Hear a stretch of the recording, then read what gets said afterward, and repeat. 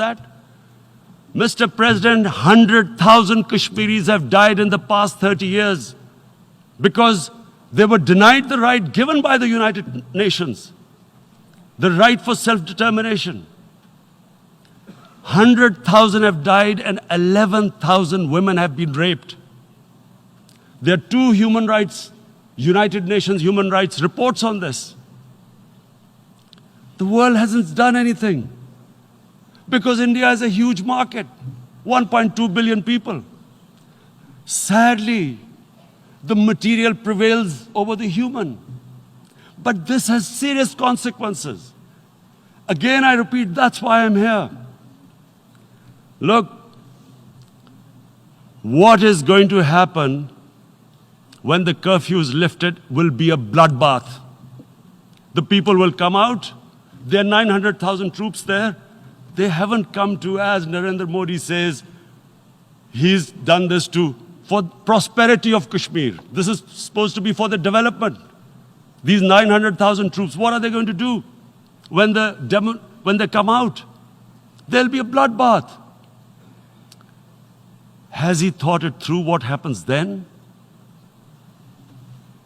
Mr. President, has anyone thought that what happens when there is a bloodbath? What do you think the impact will have on people of Kashmir? What do you think they will think?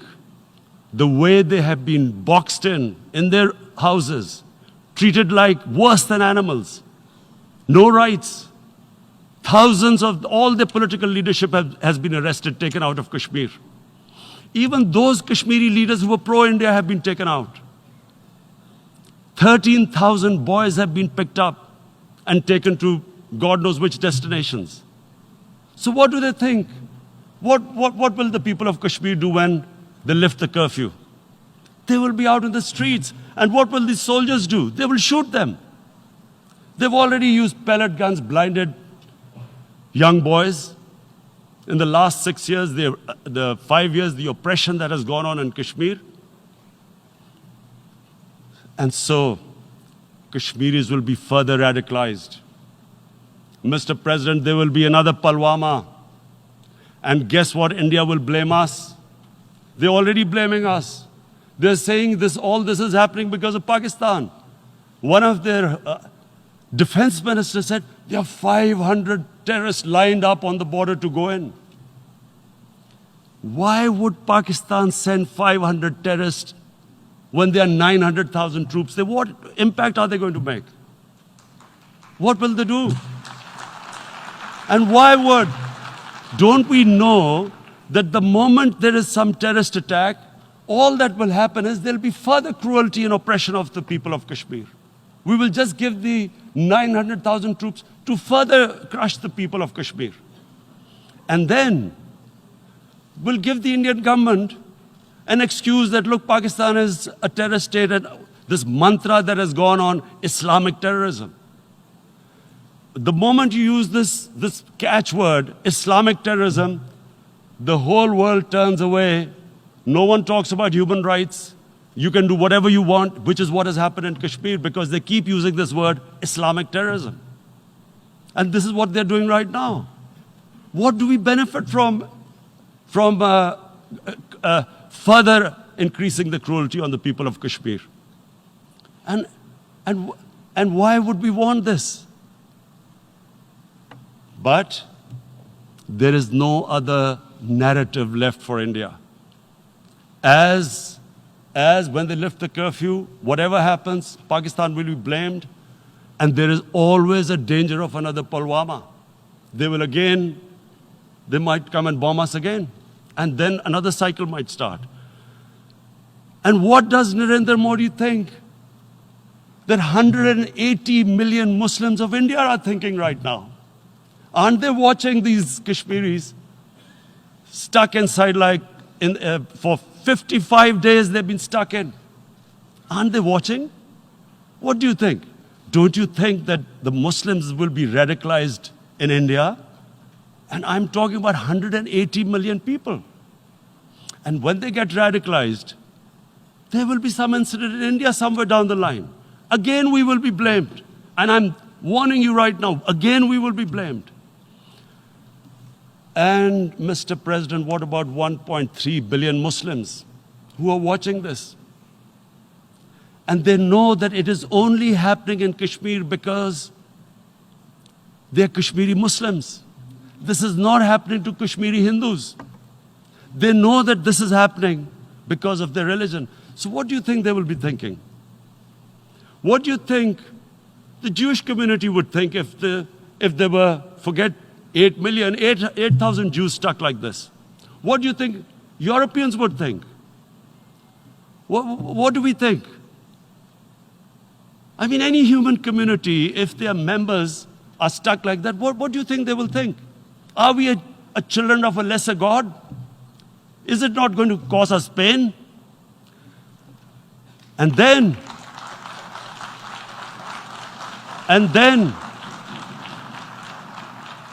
I'll tell you what will happen. People will, in the 1.3 billion Muslims, someone will pick up arms. I know we've been brought up with films, Western films. This good, decent guy doesn't get justice. He decides to pick up a gun and start seeking justice. There was a film made in New York, famous film called Death Wish. This guy gets mugged by and his family, his wife gets killed or something. He can't get justice. He picks up a gun and he goes around shooting muggers. And the whole cinema cheers him on. So what do you think the Muslims are thinking right now? If there is a bloodbath, there will be Muslims becoming radicals, not because of Islam, but because of what they will see, that there's no justice when it comes to Muslims. There were Rohingya Muslims, Myanmar, who are, God knows, almost 1 million people out, ethnic cleansing. What was the response of the world community? So what do you think will be the response of 1.3 billion Muslims? I picture myself. I'm in Kashmir. I've been locked up for 55 days. I have heard about, and there are rapes, Indian Army going into homes, soldiers. Would I want to live this humiliation? Would I want to live like that? I would pick up a gun. You're forcing people. You are forcing people into radicalization.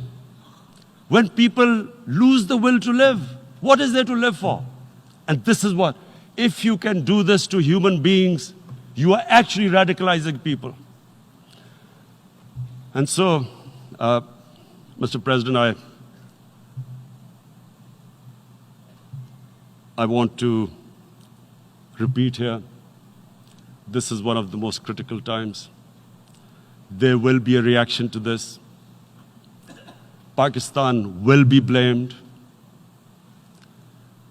2 nuclear-armed countries will come face to face like we came in February. And before we head in that direction, the United Nations has a responsibility. This is why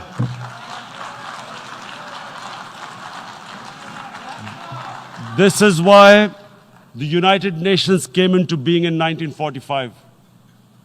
You were supposed to stop this happening. I feel we are back to 1939, Munich.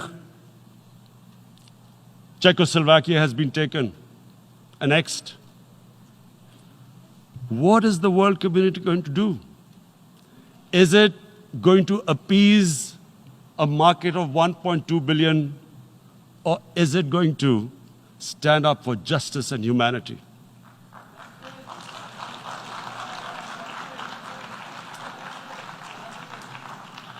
If this goes wrong, you hope for the best, but be prepared for the worst.